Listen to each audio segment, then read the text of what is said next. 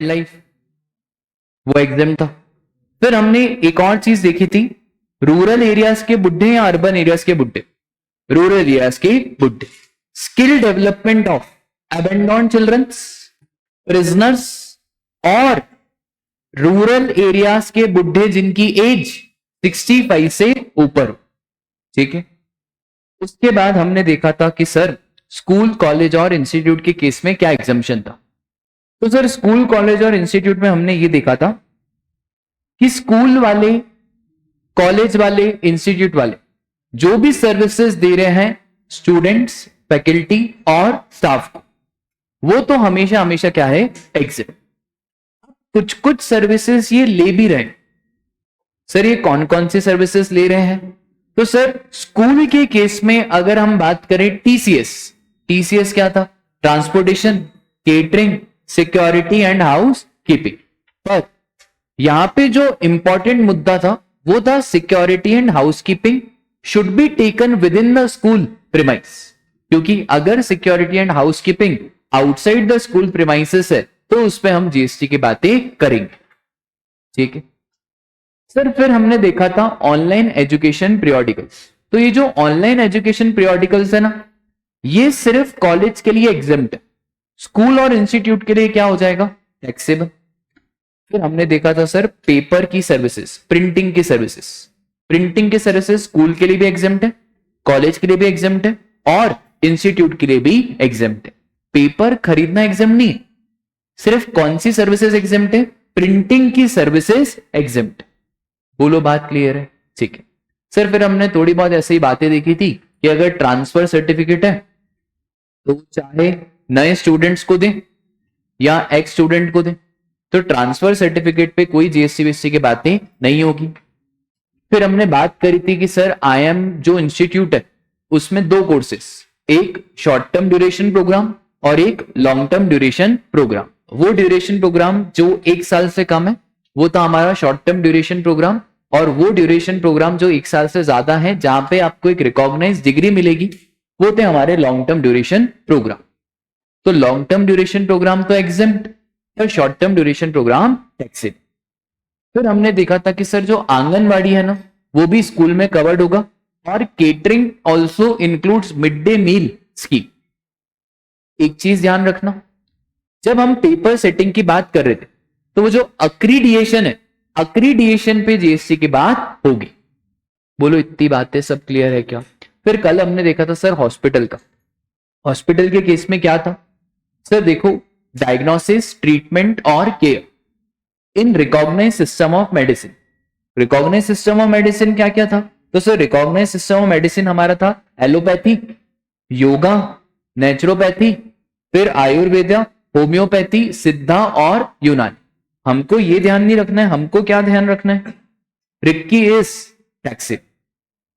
ठीक है, इसके बाद मैंने आपको बताया था कि सर प्लास्टिक सर्जरी के केस में क्या था, अगर शॉक से सर्जरी कराई है तो टैक्सेबल, पर सर शॉक से सर्जरी नहीं कराइए, हालत इतनी खराब हो गई है कि डॉक्टर ने बोला प्लास्टिक सर्जरी कराओ, now this surgery is for cure, तो वो हो जाएगा हमारा एग्जेम्प्ट। जब डॉक्टर साहब आते हैं तो डॉक्टर साहब अगर 10,000 रुपए ले रहे हैं तो उस 10,000 में से 7,500 तो डॉक्टर के होते हैं, 2,500 हॉस्पिटल अपना कमीशन रखता है। सर जब 10,000 पे ही जीएसटी की बातें नहीं है तो इस 10,000 के जो दो बंटवारे हुए 7,500 और 2,500, इसके ऊपर भी कोई जीएसटी की बातें नहीं होगी। ठीक है सर, यहां पे हमने देखा था कॉर्ड ब्लड बैंक। अब कॉर्ड ब्लड बैंक क्या हो गया है, टैक्सेबल। पहले कभी हुआ करता था कॉर्ड ब्लड बैंक क्या, एग्जेम्प्ट, अब cord blood bank is taxable. ठीक है sir, in verto fertilisation, in verto fertilisation is also exempt from GST. जैसे हम इंसानों का क्लिनिक है वैसे ही सर पशु पक्षियों का क्लिनिक है, वेटिनरी क्लिनिक। क्या वेटिनरी क्लिनिक पे भी जीएसटी की बात नहीं होती? हाँ सर, उधर भी जीएसटी की बात नहीं होती। ठीक है, फिर हमने एक और देखा था food, food given to the patient तो एग्जेम्प्ट है, पर वो भी फूड जो एडवाइस करा है डॉक्टर ने। पर food given to attender is taxable. Food given to the patient who is not admitted, that is also what? Taxable. ठीक है, इतनी बात आपको क्लियर है क्या? सर कॉर्ड ब्लड बैंक में मैंने आपको कहा था कि यहाँ पे क्या लगा देना, है ना, स्टेम सेल्स और cord blood bank is now taxable. इसके बाद हमने एक और देखा था कि सर जो नॉर्मल रूम है ना, ICU, CCU, neonatal cardiac care unit, इन बड़े वाले रूम को हटा दो, यहां पे तो पेशेंट की जान जा रही है. जो नॉर्मल रूम है अगर उसका रेट 5,000 रुपए से ज्यादा है तो क्या जीएसटी की बात होगी? हाँ सर, जीएसटी की बात होगी. बोलो बात क्लियर है क्या? और बाकी सारी सर्विसेज जो भी हॉस्पिटल की है, all services are exempt from GST. ठीक है, करें क्या, क्वेश्चन करें क्या हॉस्पिटल वाले? एग्जामिनेशन चैप्टर में से पूरा क्वेश्चन आने की उम्मीद बहुत कम रहती है. ठीक है, कभी कभार इंस्टीट्यूट 4 मार्क्स में पूछ लेता है, जैसे ये जो हॉस्पिटल वाला है ना, इसका एक 4 मार्क्स का क्वेश्चन इंस्टीट्यूट ने पूछा है. मैं आपको भेजूंगा व्हाट्सएप पे. आज आपका होमवर्क है, उसको आपको लिख के आना है. ठीक है, जनरली मैंने टेस्ट कॉपी सारी चेक करी है. टेस्ट कॉपी में गड़बड़े भी आपने महान महान करी. एक बच्चा इतना बढ़िया सप्लाई चैप्टर में लिख रहा है as per the provision of IGST act, पूरा आंसर सही है, मैंने उसको 0 नंबर दिया. अरे भाई, आईजीएसटी एक्ट कहां से आ गया सप्लाई चैप्टर में? आईजीएसटी तो सिर्फ प्लेस ऑफ सप्लाई में होता है. अगर आपने लिख दिया as per provision of IGST, फिर भले पूरा आंसर सही लिखा हो, 5 में से नंबर कितने आएंगे? 0. सर पूरा सही लिखा है, उससे मेरे को कोई लेना देना नहीं है. कुछ बच्चे एक्स्ट्रा क्या, महा एक्सेस दिमाग लगाया. एक बच्चे ने पता है क्या कर, उस सप्लाई का एक क्वेश्चन था, उसने सबसे पहले बोला कि इसका प्लेस ऑफ सप्लाई यह आएगा. क्वेश्चन ने पूछा नहीं, उसको उसने 4 पेज में प्रेजेंट कर. 5 में से नंबर कितना? 1. क्योंकि जो पूछा था वो तो बताई, कहां पूछा नहीं प्लेस ऑफ सप्लाई. चैरिटेबल वाले क्वेश्चन में सब बच्चों ने वो डोनेशन बाय एन इंडिविजुअल, भाई वो क्वेश्चन वो था ही नहीं.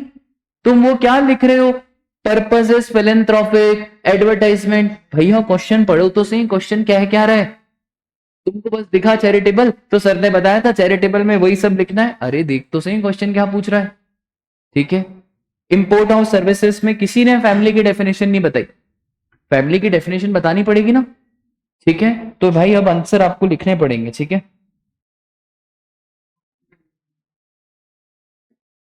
कल मिल जाएगी आपको सारी कॉपीज.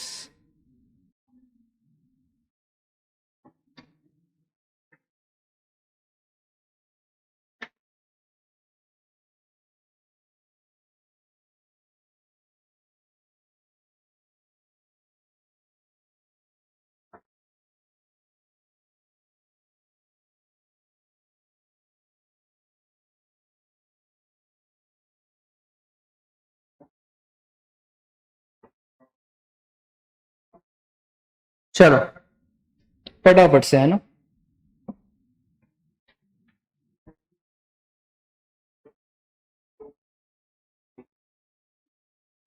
अमाउंट बताना थोड़ा सा जल्दी करके.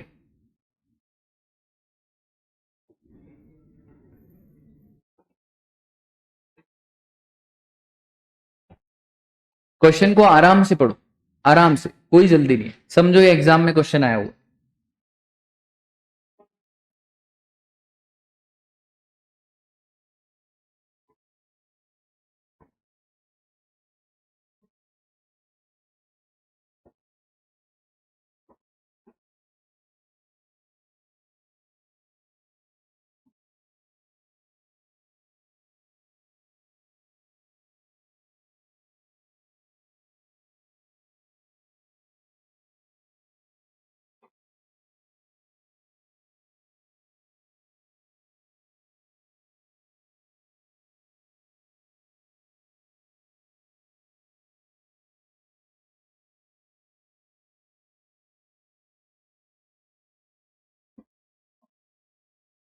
हाँ जी, ऑनलाइन वाले बच्चों आप भी जवाब दो.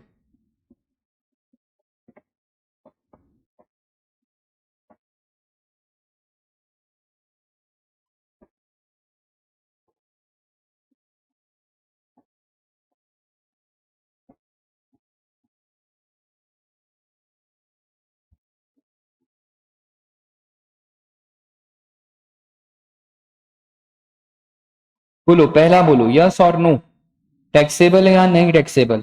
हाँ टैक्सेबल है। तो भैया इसमें पहले हमेशा याद रखना, क्वेश्चन में पूछ क्या रहा है वो बहुत इंपॉर्टेंट है। पूछता क्या है, बताते क्या हो, क्या पूछ रहा है सर वो?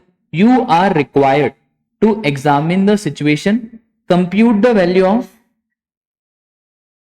टैक्सेबल सप्लाई की वैल्यू निकालो, वो वैल्यू निकालो जिसके ऊपर जीएसटी लगाना, एंड व्हाट, जीएसटी लाइबिलिटी। दो चीजें निकालनी, एक निकालना है वैल्यू, एक निकालना है जीएसटी की लाइबिलिटी। ठीक है, वाटर बॉटल, अब सुनो ध्यान से, ये जो रिक्की है क्या ये टैक्सेबल है? हाँ सर। तो क्या ये वैल्यू ऑफ सप्लाई में जुड़ेगा? हाँ सर, ये वैल्यू ऑफ सप्लाई में जुड़ेगा और सीजीएसटी और एसजीएसटी लग जाएगा। इतनी बात क्लियर है क्या? हो गया। सेकेंड, अननेसेसरी ज्यादा दिमाग प्लीज मत लगाओ, लगाना ही नहीं है जीएसटी में ज्यादा दिमाग, सिंपल सा तो लॉ है, कुछ भी नहीं है इसमें, कुछ भी नहीं। मुझे आप बोलोगे ना सर आपकी कैसेट चालू करो तो पूरा 10 घंटे में जीएसटी खत्म करा दूंगा, कुछ भी नहीं है, सबसे सिंपल लॉ है जीएसटी, सबसे सिंपल।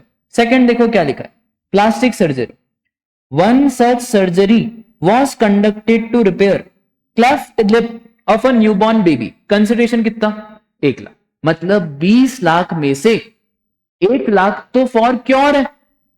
अभी बताया था ना कि सर अगर प्लास्टिक सर्जरी फॉर क्योर है तो कोई इस पे टैक्स की बात नहीं होगी। तो 20 में से 1 तो किसके लिए? Left lip.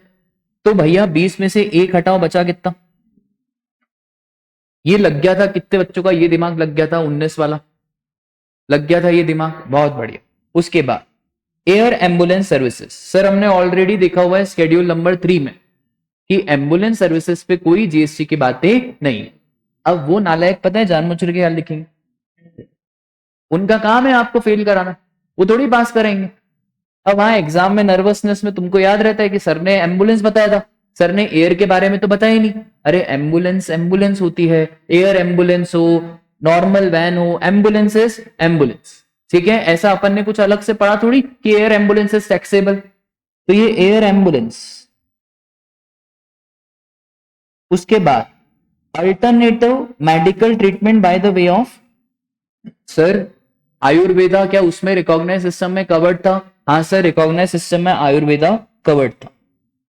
Alternative medical treatment by the way of yoga, yoga covered था या नहीं था? तो सर योगा कवर्ड था ना सर, योगा कवर्ड।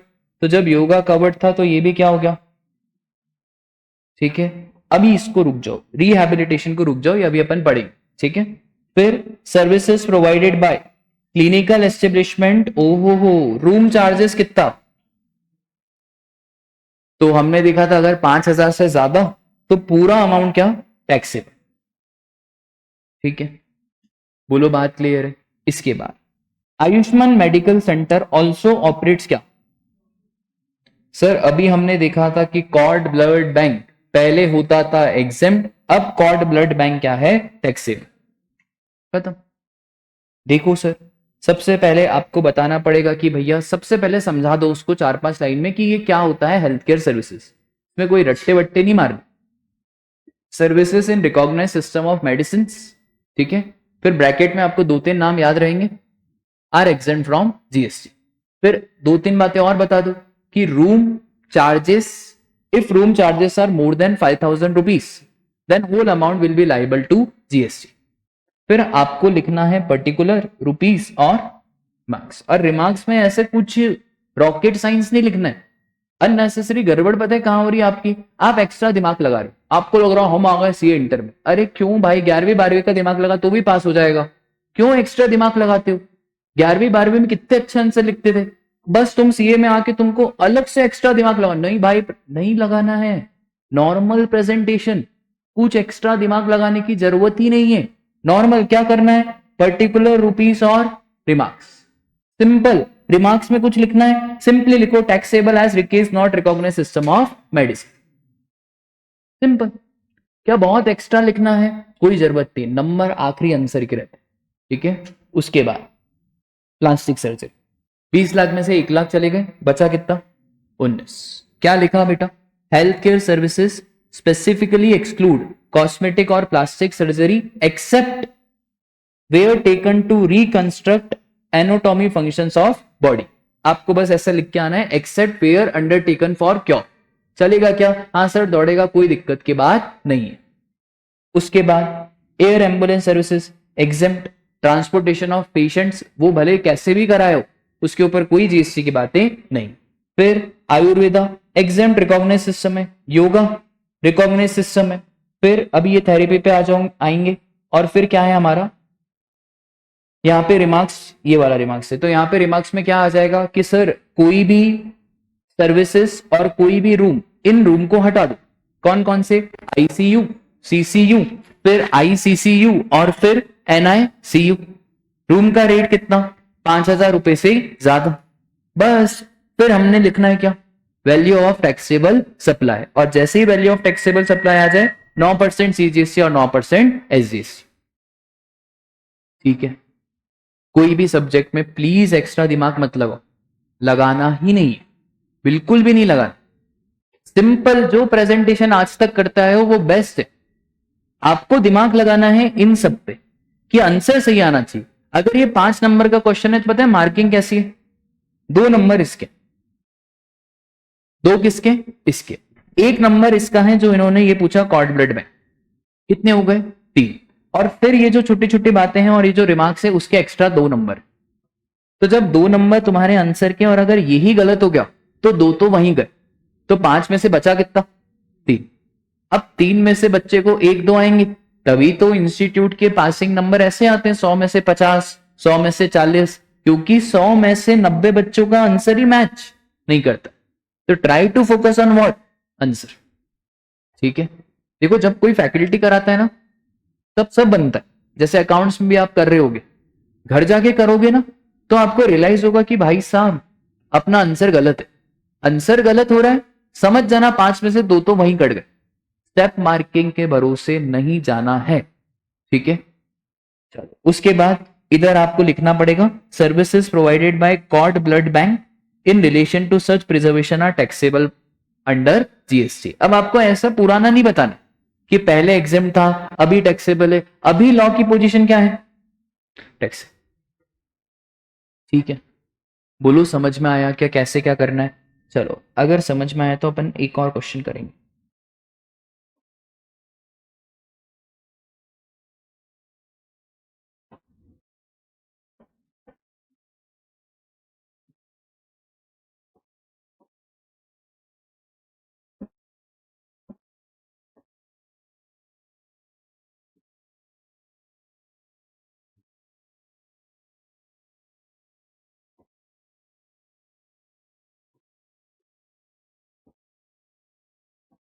एग्जाम का क्वेश्चन है, 4 नंबर का एग्जाम में आया।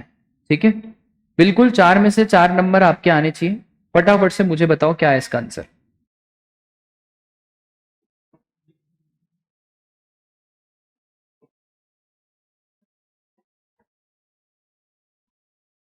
हाँ बोलो। एसी चालू करो ना यार, बहुत गर्मी है यार। ऐसा बोलने की जरूरत थोड़ी पड़नी चाहिए बच्चों को बार बार। क्यों प्रेरक सर ने रिमोट अपने पास रखा है?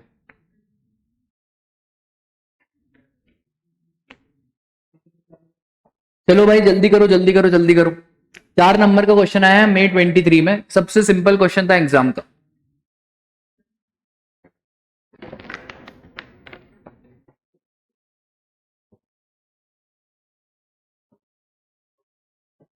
एक्स्ट्रा मत लगाना, है ना, पहले ही बोल रहा हूं एक्स्ट्रा दिमाग मत लगाना, जितना पढ़ा है बस उतना ही दिमाग लगाओ।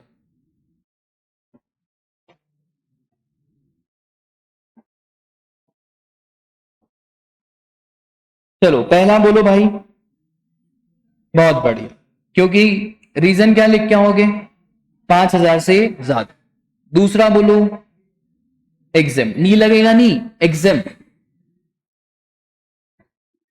गड़बड़ इसमें भी बच्चों की हो जाती है। अगर वो एग्जाम तो एग्जाम लिखो, अगर वो स्केड्यूल 3 से बाहर है तो ऐसा लिखो कि the given transaction is not a supply. ठीक है, तो यहां पे क्या लिखना पड़ेगा? एग्जाम। एग्जाम। अदर सर्विसेज में बच्चे यहां पे गुफअप करके लगाया एक्स्ट्रा दिमाग। अदर सर्विसेज लॉ में कहीं पे लिखी नहीं हुई। अरे डॉक्टर के केस में डॉक्टर के केस में जितनी भी सर्विसेज होती है वो एग्जम्प्ट होती है, बस रूम चार्जेस के केस में क्या होता है, टैक्स। अब बच्चों ने लगाया एक्स्ट्रा दिमाग, तो पता है क्या करा बच्चों ने, अदर सर्विसेज को करके क्या, टैक्स। बहुत बढ़िया। अब 4 में से 3 तो सही, पर आखिरी आंसर तो क्या हो गया, गलत। तो 2 तो गए वहीं पे, तो बच्चों को 4 में से कितने हैं, 2, खत्म। क्यों आए 2, क्योंकि क्या कर दिया, एक्स्ट्रा लगा दिया। अब पूरे लॉ में, पूरे जीएसटी में अदर सर्विसेज के बारे में कुछ लिखा ही नहीं। अरे भाई अदर सर्विसेज के बारे में कुछ नहीं लिखा है, तुम थोड़ा कॉमन सेंस लगाओ। हॉस्पिटल में जो भी अदर सर्विसेज है, अब वहां पे कोई नर्स थोड़ी आएगी, अदर सर्विसेज में नॉर्मल अदर सर्विसेज है, तो क्या अदर सर्विसेज में कोई जीएसटी वीएसटी की बातें होगी, नहीं होगी। This is what exam. 4 line का आंसर दिया इंस्टीट्यूट ने सिर्फ इसका। कितने लाइन का, 4। कितने नंबर का क्वेश्चन है, 4। सजेस्टेड कॉपी है मेरे पास बच्चों की, एक बच्चे ने बिल्कुल सही लिखा, सिर्फ 4-5 लाइन लिखी, कोई सेक्शन का रेफरेंस नहीं, कोई एग्जामिशन नोटिफिकेशन का रेफरेंस नहीं, 4 में से 4। ठीक है, एक्स्ट्रा दिमाग लगाने की आवश्यकता नहीं है। आपको इसका फोटो खींच लो, होमवर्क है ये, इसको लिख के आना है। करो यार होमवर्क, होमवर्क खींचा फोटो।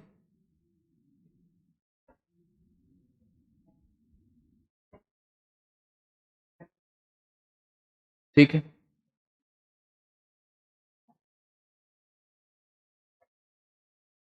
चलो अब सुनो ध्यान से। कुछ कुछ हॉस्पिटल से अलग भी हैं। पहला है हमारा रिहैबिलिटेशन सेंटर। रिहैब मतलब बहुत बढ़िया, एडिक्टेड, वाओ, वो देखेंगे ना आपने, नशा मुक्ति केंद्र। क्या हर जना रिहैब खोल सकता है कि कोई लाइसेंस चाहिए रहता है, लाइसेंस चाहिए। खोलने को तो मैं भी रिहैब खोल सकता हूं, उसको बोलूंगा 2 दिन से इंटर की क्लास में बैठ जा, सब फैकल्टीज की, सब नशा वशा दूर हो जाएगा। ठीक है, तो रिहैबिलिटेशन सेंटर में सरकार ने बोला कि अगर कोई भी रिकॉग्नाइज रिहैब प्रोफेशनल अगर सर्विसेज दे रहा है, सर काय की सर्विसेज, थेरेपी हो सकता है, काउंसलिंग हो सकता है, कहां पे sir, medical establishment, educational institute, rehab centres established by CGSG और रिकॉग्नाइज ट्रस्ट। बस इतना सा आपको ध्यान रखना है कि अगर कोई भी रिहैब सेंटर है जहां पे आपको सर्विसेज दी जा रही है नशा मुक्ति केंद्र की, चाहे काउंसलिंग हो, चाहे आपको अलग अलग गोलियां दी जा रही है, चाहे आपको डांट फटकार के समझाया जा रहा है, बस कोई भी रिहैब सेंटर्स पे कोई जीएसटी वीएसटी की बातें नहीं होती, यहां पे रिकॉग्नाइज होना चाहिए। सर अगर क्वेश्चन में कुछ भी नहीं दिया है तो प्लीज एक्स्ट्रा दिमाग ना लगाएं, उसे रिकॉग्नाइज ही मानेंगे, उसे क्या मानेंगे, रिकॉग्नाइज। ठीक है, तो अगर क्वेश्चन में कुछ ना दिया हो तो उसके हमेशा क्या मानना आप, बोलो बात क्लियर है। तो यार इसमें ना हमारा एक पॉइंट था, ये वाला, ये देखो, rehabilitation professional services to Mister Tushar who needed rehabilitation to learn how to walk again after the car accident. अभी हमने देख लिया कि सर जो भी ये रिहैबिलिटेशन सर्विसेज है इसके ऊपर कोई जीएसटी वीएसटी की बातें नहीं आती। बोलो बात क्लियर है क्या, सुनना ध्यान से। एक और अमेंडमेंट है, बायोमेडिकल वेस्ट। एक तो आती है हमारी वो स्वच्छता की गाड़ी, है ना, क्या उसमें सारा कचरा फेंका जा सकता है कि कुछ कुछ नहीं भी फेंक सकते। देखो हॉस्पिटल का जो वेस्ट होता है ना, that is known as biomedical waste. अब हॉस्पिटल वाले ये नहीं करेंगे कि जितना भी सारा वेस्ट है वो कचड़े की गाड़ी में फेंक दे, वो तो बहुत हार्मफुल हो सकता है। तो हॉस्पिटल वालों के लिए अलग अलग बायोमेडिकल सेंटर्स, ये जो बायोमेडिकल सेंटर्स, ये जो बायोमेडिकल कंपनीज है, ये हॉस्पिटल को सर्विसेज देती है। सर काय के सर्विसेज, वेस्ट उठाने की सर्विसेज। इसका मतलब है सर अगर Sahil sir as a biomedical centre काम कर, मैं अलग अलग हॉस्पिटल में जाऊंगा, हॉस्पिटल वाले मुझे उनका कचरा देंगे, उसके बदले में मैं उनसे क्या चार्ज करूंगा, पैसे चार्ज करूं, क्योंकि मैं उनको सर्विसेज दे रहा हूं काहे की, to clear the biomedical waste. पहले ये एग्जाम्प्ट हुआ करता था, निर्मला सीतारमन जी ने बोला this is not directly related to health, these activities are indirectly related to health. तो अगर ये इनडायरेक्टली रिलेटेड टू हेल्थ है तो अब इसका एग्जाम्पशन क्या कर दिया है, विड्रॉ। तभी इस पे क्या लगा हुआ है सर, काटा। इसका मतलब है अब ये जो बायोमेडिकल वेस्ट है,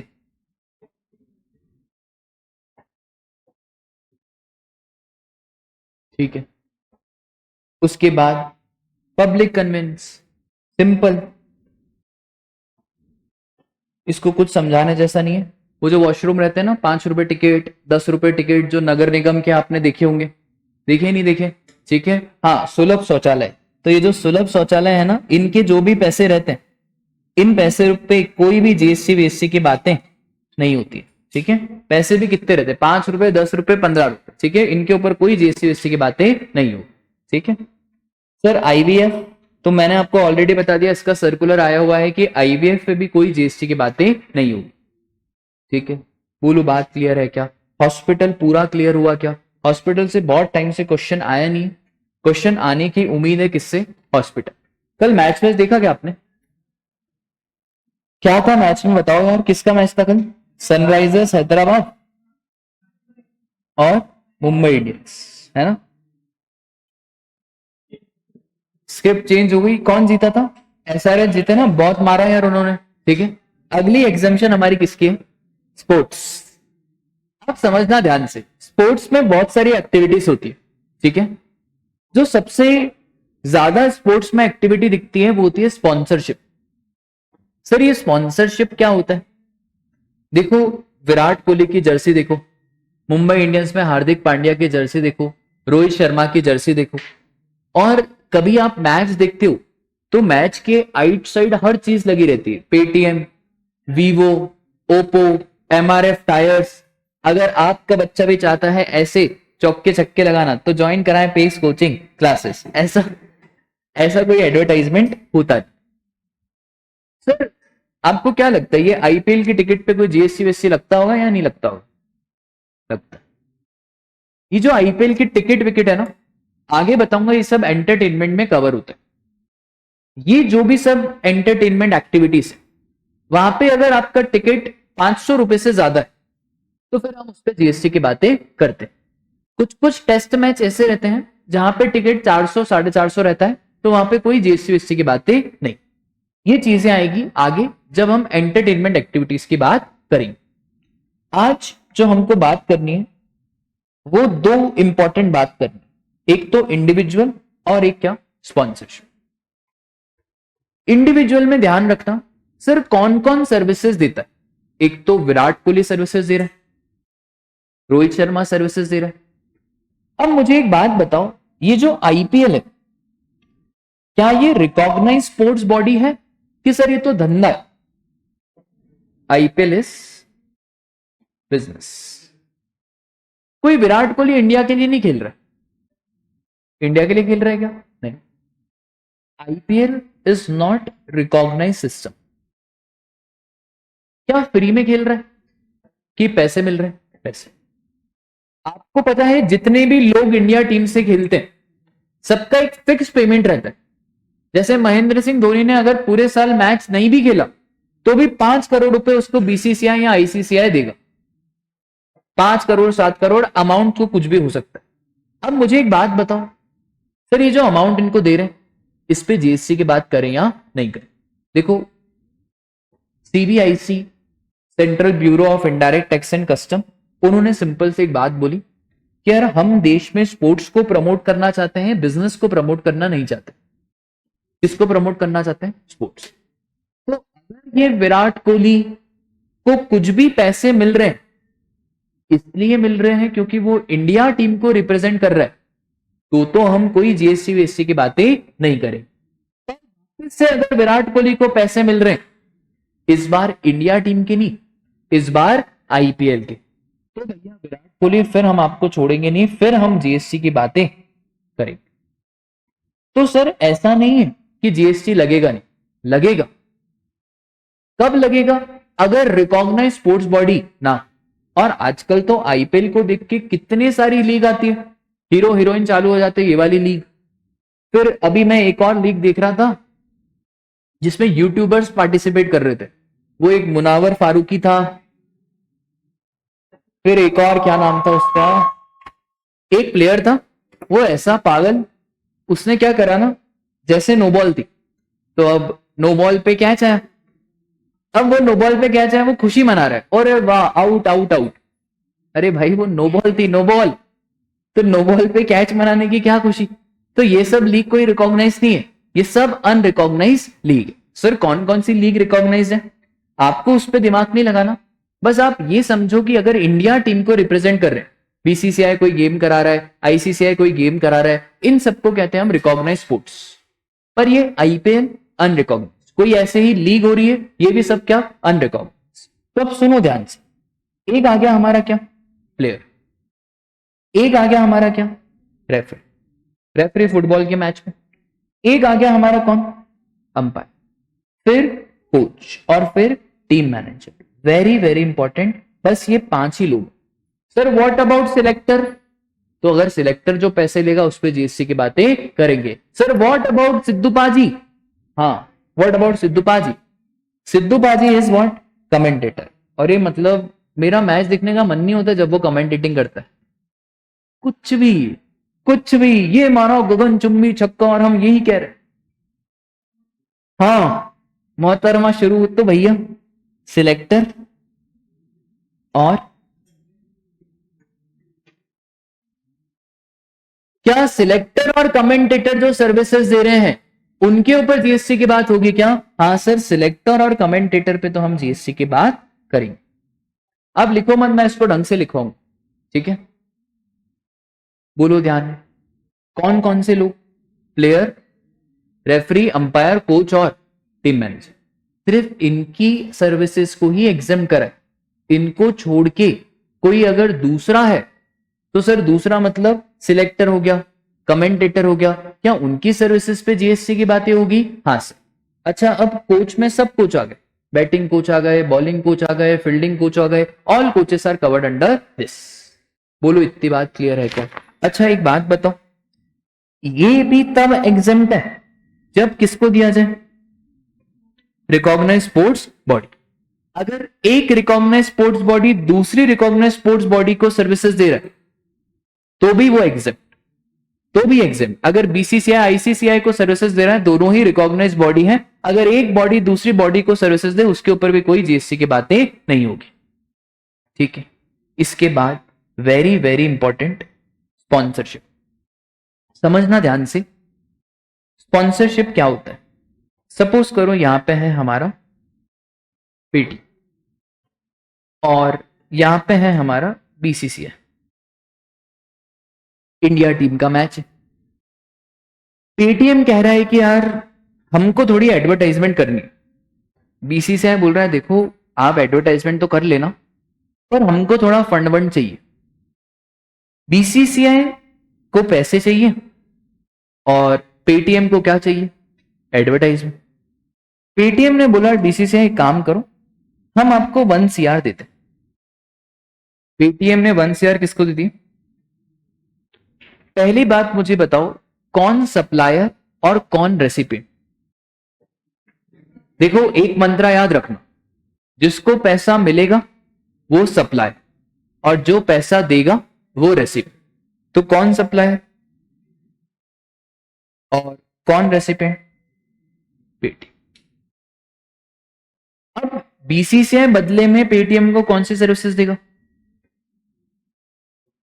एडवर्टाइजमेंट। अब लॉ बहुत सिंपल है कि अगर एडवर्टाइजमेंट की सर्विसेज कोई भी रिकॉग्नाइज बॉडी को दी जा रही तो ये जो 1 करोड़ रुपए दिए ना, इसके ऊपर कोई जीएसटी की बातें नहीं होगी। अब सर आईपीएल में भी तो होता है ना, IPL is not a recognise sports body. भाई वो धंधा है, धंधा, वहां पे कोई इंडिया पाकिस्तान कुछ नहीं है, वो प्योर धंधा है, वो प्योर बिजनेस है। क्या वहां पे भाई प्लेयर को खरीदते प्लेयर को बेचते, प्लेयर की ट्रेडिंग भी शुरू हो गई है आजकल। क्या आईपीएल में जो स्पॉन्सरशिप हो रही है उस पे जीएसटी लगेगा? हाँ लगेगा, पर इंस्टीट्यूट कभी ऐसा टफ क्वेश्चन पूछता नहीं। इंस्टीट्यूट तो बस आपको लिख के देगा रिकॉग्नाइज स्पोर्ट्स बॉडी।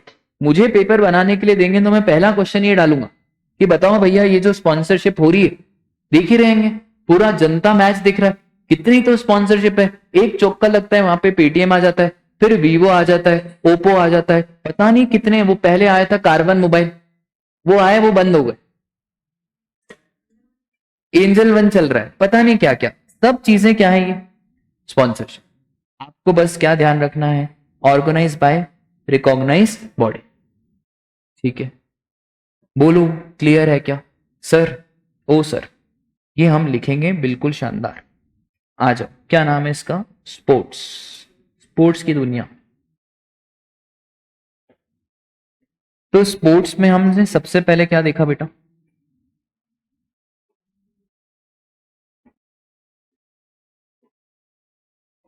ठीक है, आपका भी बिजनेस थोड़ा बड़ा बड़ा करो यार, 1000 2000 करोड़ का, बढ़िया आपका भी स्पॉन्सरशिप आना चाहिए। कभी ऐसे स्पॉन्सरशिप नहीं आते, ये बढ़िया सा अचार खाओ, ये बढ़िया सा ये खाओ, बस ये वीवो ओप्यो। तो स्पॉन्सरशिप में यहाँ पे है हमारा, और यहाँ पे है रिकॉग्नाइज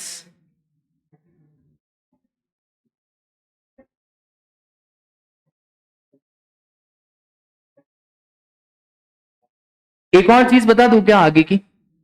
ठीक है, आगे वापस से बताऊंगा। देखो, अगर यहां पे पेटीएम की जगह पे कोई भी पर्सन, ठीक है, पर्सन में सब आता है, इंडिविजुअल भी आता है, कंपनी भी आता है, बॉडी कॉर्पोरेट भी आता है, हर चीज पर्सन के अंदर कवर होती है। ये स्पॉन्सरशिप की सर्विसेज दे रहे हैं अनरिकॉग्नाइज स्पोर्ट्स बॉडी को। ठीक है, अब अनरिकॉग्नाइज स्पोर्ट्स बॉडी को दे रहे हैं, ये तो क्लियर है। अनरिकॉग्नाइज स्पोर्ट्स बॉडी कौन है? हमारी कंपनी। सिंपल सी बात कहूं तो रजिस्टर्ड अंडर। अब सरकार ने एक पॉइंट बोला कि देखो, यहां पे हम फॉरवर्ड चार्ज में टैक्स नहीं लेंगे, यहां पे हम कौन से चार्ज में टैक्स लेंगे? रिवर्स। आगे रिवर्स चार्ज का जब चैप्टर आएगा तो वापस से बातें करेंगे। अभी आपको यह ध्यान रखना है कि अगर रिकॉग्नाइज स्पोर्ट्स बॉडी है तो सर्विसेज क्या? एग्जिट। पर अगर अनरिकॉग्नाइज स्पोर्ट्स बॉडी और कोई भी पर्सन, कोई बॉडी कॉर्पोरेट को सर्विसेज दे रहा है, रिकॉग्नाइज या अनरिकॉग्नाइज? अनरिकॉग्नाइज, क्योंकि रिकॉग्नाइज के केस में तो टैक्सेशन की बातें ही नहीं होगी। तो अगर अनरिकॉग्नाइज है तो उस केस में टैक्स कौन से बेसिस पे लगेगा? आरसीएम। आरसीएम का मतलब क्या होता है कि कौन पे करेगा? रेसिपिएंट। ठीक है, फॉर एग्जाम्पल पेस वालों ने एक लीग करे, ठीक है,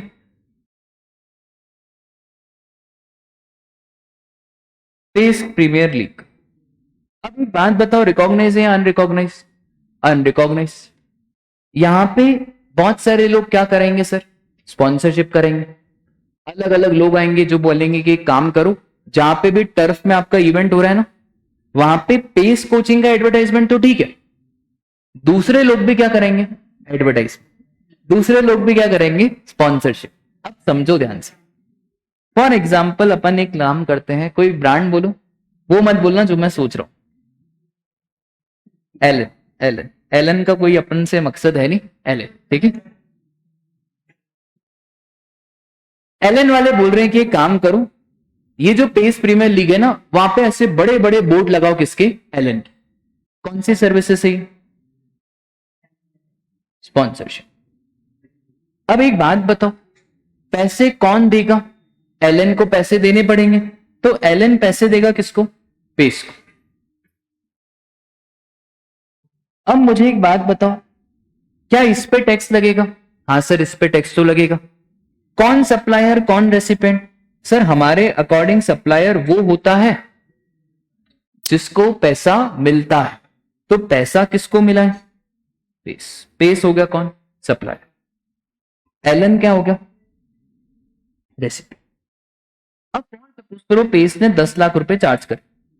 सर इतना तो टर्फ का रेट होता नहीं है। तुम्हारा सपोज करने में क्या जा रहा है, अच्छी एडवर्टाइजमेंट करेंगे ना, सीए वालों को बच्चों को बताएंगे साइंस का क्या है, तो पेस ने कितने चार्ज करे, 10 लाख। अब जीएसटी की भी बातें होगी। अब जीएसटी कौन देके आएगा, गवर्नमेंट ऑफ इंडिया को। पेस देके आएगा कि एलएन देके आएगा, तो जीएसटी कौन देके आएगा, एलएन। ठीक है, तो रिवर्स चार्ज मैकेनिज्म में हम वापस से बात पढ़ेंगे, तब और डिटेल में पढ़ेंगे। बस अभी आपको क्या ध्यान रखना है कि रिकॉग्नाइज स्पोर्ट्स बॉडी होगा तभी सरकार ने क्या करके रखा है, एग्जाम। पर अगर अनरिकॉग्नाइज बॉडी है, कोई भी लीग आपने चालू करी, उस केस में जीएसटी तो लगेगा, पर कौन से मैकेनिज्म पे लगेगा, रिवर्स चार्ज मैकेनिज्म पे लगेगा।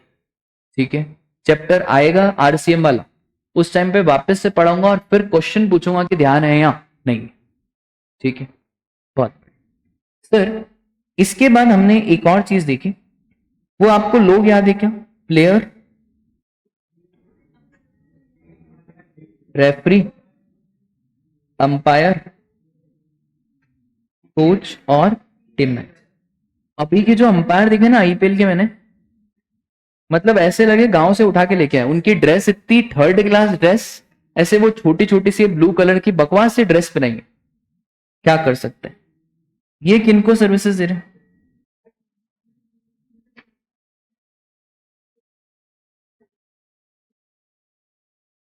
तो क्या एग्जाम। अब एक ही चार्ट में सब बना देते। अगर ये लोग सर्विसेज देते हैं अनरिकॉग्नाइज्ड स्पोर्ट्स बॉडी को,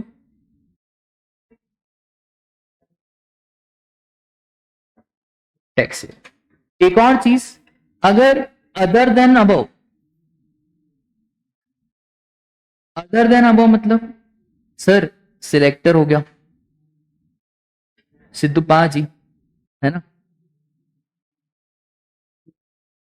है तो सही यार, दमदार तो है सिद्धू पाजी, कुछ भी बोलो यार।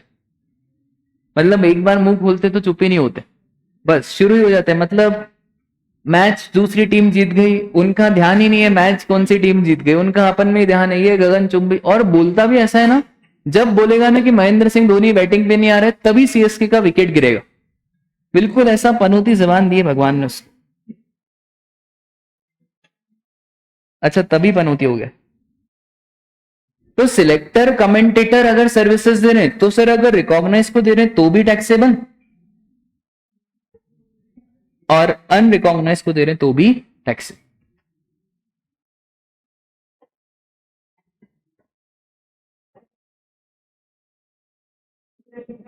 फ्लाइंग बीस्ट, हाँ वो फ्लाइंग बीस्ट था ना, वो यूट्यूबर फ्लाइंग बीस्ट था ना।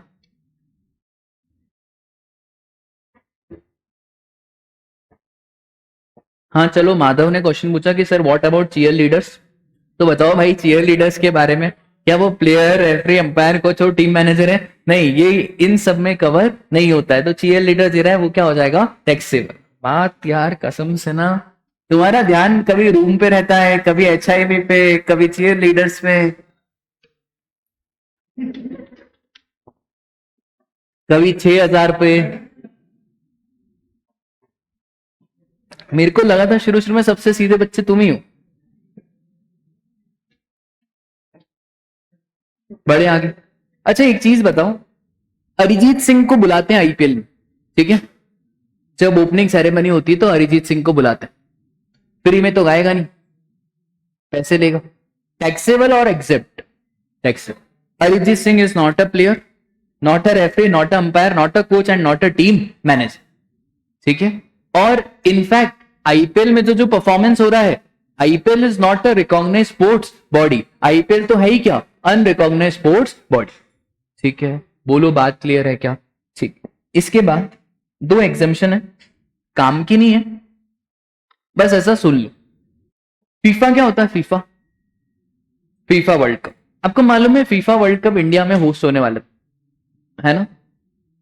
फिर फीफा वर्ल्ड कप इंडिया में होस्ट होने तो वाला था, पर इंडिया में होस्ट हुआ नहीं, कोविड आ गया था, और भी बहुत सारे रीजन थे, तो होस्ट नहीं हुआ।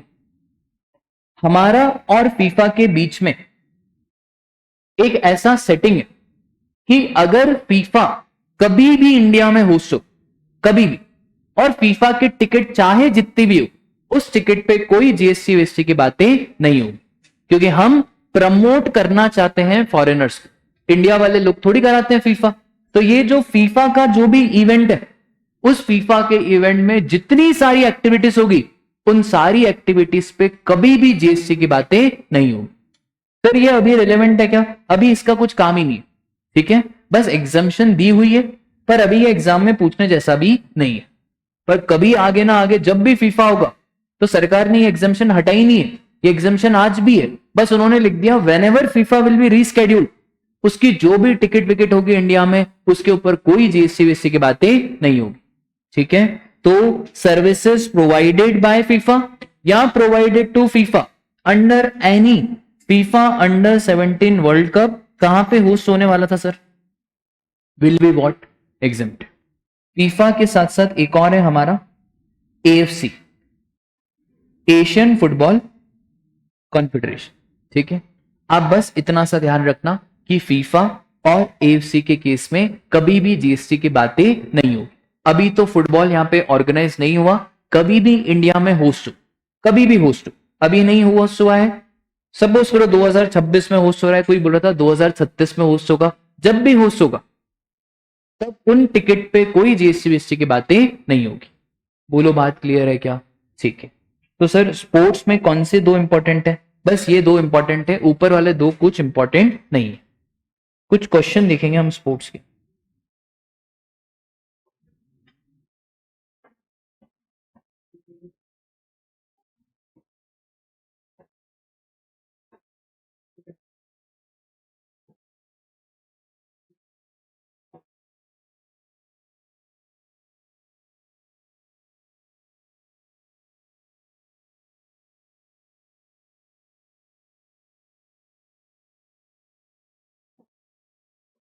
ठीक है, फटाफट से है ना, 2 मिनट के अंदर अंदर बता देना, जल्दी से जल्दी से जल्दी से जल्दी से जल्दी से, एग्जाम में आया हुआ क्वेश्चन है, जल्दी जल्दी जल्दी जल्दी। यार ये जिम वाले कितने पागल होते हैं यार, वो उठाओ वो उठाओ, अरे कसम से वो बोलते हैं सर डंबल उठाओ 10 किलो का उठाओ, हाथ ही नहीं चल रहा है, काहे का डंबल उठाओ।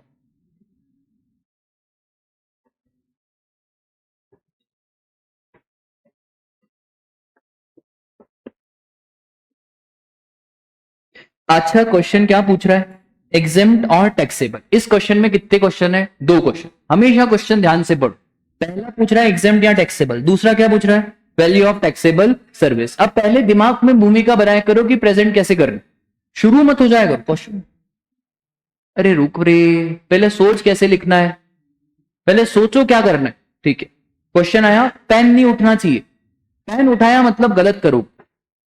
अकाउंट्स हो, एफएम हो, कॉस्टिंग हो, कोई भी प्रैक्टिकल सब्जेक्ट हो, इनफैक्ट थ्योरी भी हो, पेन नहीं उठना चाहिए। जैसे ही पेन उठाया समझ जाना आपने गलती कर दी, पेन उठा के रखो आराम से। पहले जैसे ये क्वेश्चन फॉर सपोज करो, अगर मैं ही ये एग्जाम में क्वेश्चन देख रहा हूं, 5 नंबर का क्वेश्चन है, स्पोर्ट्स का क्वेश्चन है, ये पूछ रहा है एग्जेम्प्ट और टैक्सेबल, ठीक है। इसका मतलब जब मेरा प्रेजेंटेशन होगा तो मुझे साहिल एक पर्टिकुलर बनाना पड़ेगा, एक कॉलम बनाना पड़ेगा एग्जेम्प्ट और टैक्सेबल का, एक कॉलम मुझे बनाना पड़ेगा वैल्यू ऑफ टैक्सेबल सर्विसेज का, बस जीएसटी निकालने को बोला नहीं है। और एक कॉलम मैं रिमार्क्स का बनाऊंगा अगर मैं वैसा प्रेजेंटेशन करना चाहता हूं, या मैं रिमार्क्स का नहीं बना के वहीं पर्टिकुलर्स के नीचे लिख दूंगा। ये अब मैंने सोच लिया कि मुझे क्या करना है, बस अब फॉर्मेलिटीज बच गई, ठीक है। तो पहले जो भी आपको ढांचा बनाना है वो आपके दिमाग में सेट होना चाहिए, उसके बाद आप क्वेश्चन को करोगे। बोलो बात क्लियर है? इसके बाद सुनो ध्यान से, services provided to by an as, अरे ये तो पूरा ही छाप दिया, प्लेयर कोच रिपेयर, बहुत बढ़िया। फॉर पार्टिसिपेशन ये क्या है? एग्जाम, कुछ भी नहीं। अगर इसका रीजन आएगा ना, तो रीजन में अगर आपको नोटिफिकेशन नंबर लिखना है तो लिख दो एज पर एग्जामिशन नोटिफिकेशन नंबर 11/2017 अगर लिखना है। अगर नहीं लिखना है तो बस ऐसा डायरेक्टली लिख दो कि services provided by player, referee, umpire, coach, team manager to a recognised sports body is exempt under GST, खत्म। उसके बाद services by player to franchisee, ये आईपीएल भाई, IPL which is not a recognised sports body, tax, ठीक है। बोलो बात clear है? कि सीएस में ज्यादा कुछ रखा नहीं है जो मैच में रखा है। क्या पैसे मिलते हैं यार, क्या पैसे, नए नए प्लेयर्स को वो मुकेश अंबानी और वो नीता अंबानी, पता नहीं कितना पैसा है। चलो आओ 10 करोड़ 20 करोड़ पैसे तो क्या बांटते हैं वो, आओ हमारी टीम से खेलो। वो हार्दिक पांड्या का एटीट्यूड, भाई मैं खेलूंगा, मेरे को पहले कैप्टन बनाओ। अरे बोल किसको रहा है? मुकेश अंबानी को। वो कैप्टन क्या, उसको बेटा देश निकाला ही दे देंगे। ठीक है, उसने डिमांड तो ऐसी रखी थी, मैं खेलूंगा तो सही मुंबई से, पर मुझे क्या बनाओ, कैप्टन। वो तो भाई अब नीता अंबानी अच्छे इंसान है। चलो ये क्या है हमारा थर्ड। सर्विसेज बाय, सर एक रिकॉग्नाइज बॉडी दूसरी रिकॉग्नाइज स्पोर्ट्स बॉडी को सर्विसेज दे, वो भी क्या रहता है हमारा एग्जेम्प्ट। एग्जेम्प्ट, एक रिकॉग्नाइज स्पोर्ट्स बॉडी दूसरी रिकॉग्नाइज स्पोर्ट्स बॉडी को सर्विसेज से, वो भी क्या रहता है हमारा एग्जेम्प्ट। फिर बताओ यार फोर्थ वाला, selector, commentator, curator, technical expert, cheer leader. Sir this is what. फिर उसके बाद services by team manager for Indian sports league, a recognise sports body for tennis tournament organise by multi brand retail company. Flexible होना चाहिए यार, हाँ ठीक है। देखो यहाँ पे एक चीज है, ऑर्गेनाइज कौन करा रहा है? Multi brand retail company. जैसे हमने वो एग्जांपल लिया था ना पेस वाला, वैसे ही आजकल ये होने लग गया कि जितने भी मार्केट है उन मार्केट के लोग आजकल क्या कराते हैं, ऐसे टर्फ में प्रोग्राम कराते हैं स्पॉन्सरशिप। पेस वाले भी तो करा सकते हैं स्पॉन्सरशिप। यहां पे देखो, services by team manager for Indian sports league, a recognise sports body for a tennis tournament. ये तो देखो ऑर्गेनाइज कौन करा रहा है, मल्टी ब्रांड रिटेल कंपनी। क्या कोई रिकॉग्नाइज स्पोर्ट्स बॉडी ऑर्गेनाइज करा रही है? नहीं। तो ये क्या हो जाएगा हमारा टैक्सेबल। अब देखो आंसर कैसे लिखना है। सबसे पहले सिंपली आप बता दोगे प्रोविजन, सिंपली प्रोविजन, जो भी प्रोविजन। अच्छा आधी मदद तो आपका क्वेश्चन ही कर देगा, आधी मदद कौन करेगा, क्वेश्चन। ठीक है, बस प्रोविजन बताना है, फिर सीरियल नंबर, पर्टिकुलर, रुपीस और रिमार्क्स। आप चाहो तो रिमार्क्स बनाओ, पर आप रिमार्क्स बना नहीं पाओगे, एग्जाम की कॉपी बहुत छोटी होती। तो आप एक काम करो ना, यहीं पे लिख दो, यहीं पे लिख दो, कोई दिक्कत की बात नहीं है। अब देखो रीजन में simple, it is exempted as discuss अब। फिर इसके बाद it is taxable as services by player to unrecognise sports body. उसके बाद एक रिकॉग्नाइज बॉडी दूसरी रिकॉग्नाइज बॉडी को सर्विसेज दे तो एग्जाम। अब एक और चीज, you will never write zero. आप यहां पे जीरो नहीं लिखोगे, आप यहां पे एग्जेम्प्ट भी नहीं लिखोगे, आप यहां पे क्या मारोगे, डैश। इन सबके नंबर कटते, ठीक है, इन सबके एग्जाम में नंबर कटते। यहां पे कोई जीरो नहीं लिखेगा। अगर एग्जेम्प्ट है तो सिंपली क्या मारोगे, डैश। ठीक है, नील भी नहीं लिखना, वो भी मैं आपको बताऊंगा। एक और चीज, कभी कभार जैसे आरसीएम रहेगा, अभी हम आरसीएम का चैप्टर जब पढ़ेंगे, आरसीएम में भी जनरली क्या होता है, सप्लायर टैक्स पे नहीं करेगा, कौन टैक्स पे करेगा, रेसिप। उधर आधे बच्चे लिख देते हैं एग्जेम्प्ट, बेटा वो एग्जेम्प्ट ही नहीं है, बस आपको टैक्स नहीं पे करना है, आपके बिहाफ पे कौन पे करेगा, रेसिपेंट। तो वहां पे भी मैं डैश ही मारूंगा, और फिर रिमार्क्स में क्या लिखूंगा, the tax on the given transaction will be paid by recipient. मैं ये नहीं लिखूंगा कि the tax on the given transaction is exam. Exemption और आरसीएम में जमीन आसमान का फर्क है। एग्जाम्शन मतलब उस पर जीएसटी लगा ही नहीं, आरसीएम मतलब जीएसटी तो लगा पर सप्लायर को नहीं देना, किसको देना है, रेसिपेंट। ठीक है, बस बोलो बात समझ में आई। Value of taxable services 15,70,000 online बच्चों का आ गया था आंसर। ठीक है,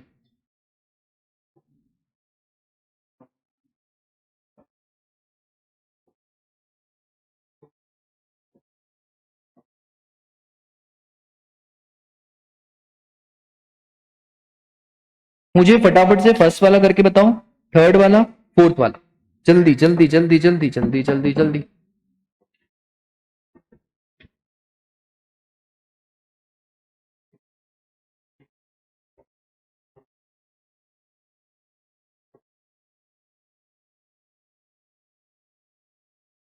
इधर मत देखो यार, तुम क्वेश्चन पे देखो यार।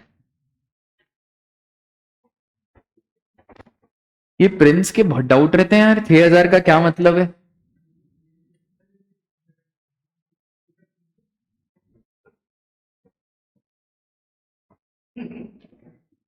ये HIV वाले ही है ना, कौन सा रूममेट था ये।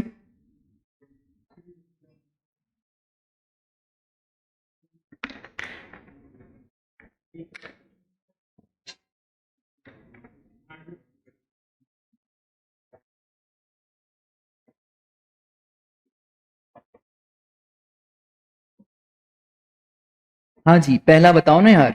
Indian engineering college has conducted N entrance. देखो हमने देखा था कि अगर कोई भी एग्जाम भले स्कूल कराए, कॉलेज कराए, इंस्टीट्यूट कराए, ये एग्जाम कंडक्शन तीनों के लिए क्या होता है, एग्जिट। ठीक है।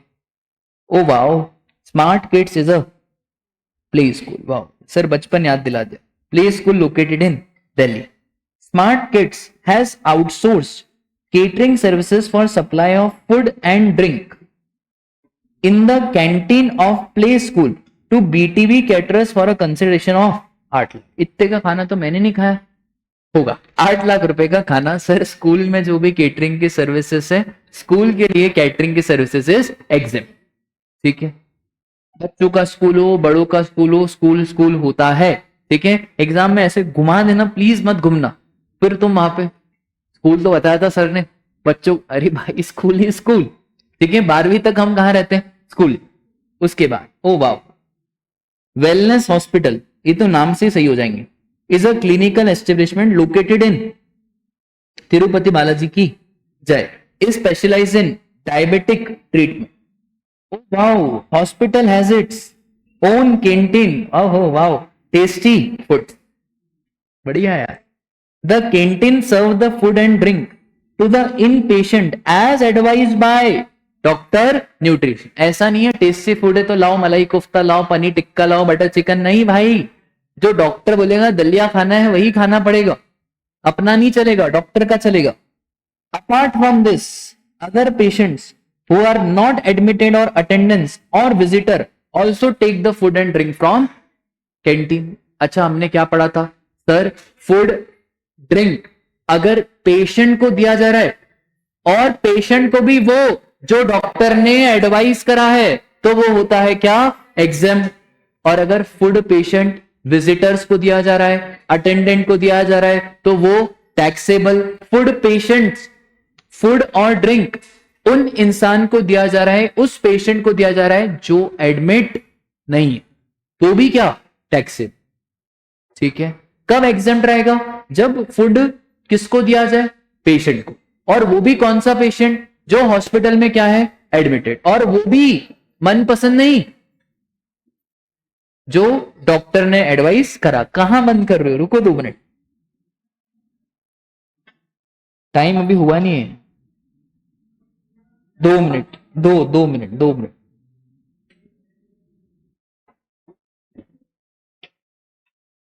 दो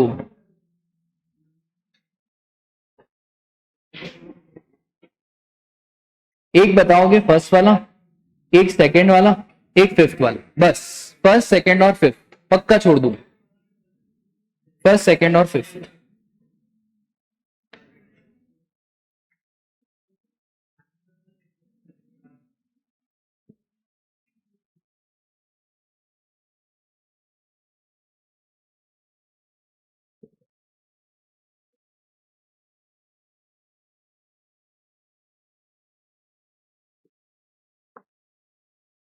तो पहला क्या है, services provide by transport operator to school, तो sir TCS is always always exempt. फिर services provided by vehicle parking to general public in a shopping mall, taxable है ना, भरे कभी पैसे कि बाहर लगाइए गाड़ी, पैर छोड़ो। उसके बाद फिफ्थ वाला आ जाओ सर, बायोमेडिकल पहले एग्जाम्प्ट हुआ करता था, अब क्या है, टैक्सेबल। बोलो माता रानी की जय। आज के लिए बस इतना ही, मिलते हैं कल।